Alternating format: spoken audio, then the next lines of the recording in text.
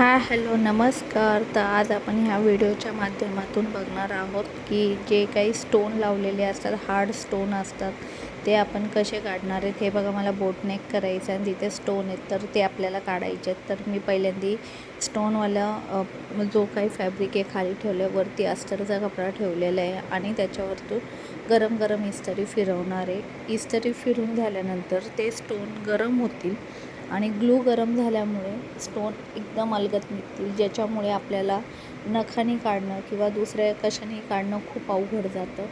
हे बघा, एकदम सोपी आहे। मी बॉबिन घेतलेली आणि बॉबिनच्या साह्याने भरपूर गरम झालेले आहेत, त्या स्टोनचा चटका बसतो अक्षरशः दुसऱ्या हाताला।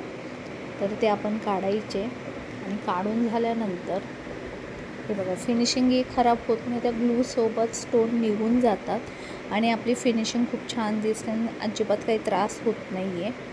तर अशा पद्धतीने मी हे स्टोन काढलेले आहेत आणि सर्व स्टोन क्लिअर निघतात, कपडाही खराब होत नाही। तर असेच व्हिडिओ तुम्हाला बघायला आवडत असतील तर माझ्या चॅनेलला सबस्क्राईब करा आणि व्हिडिओला लाईक करा। तर धन्यवाद। कसा वाटला ते नक्की कमेंट्समध्ये सांगा।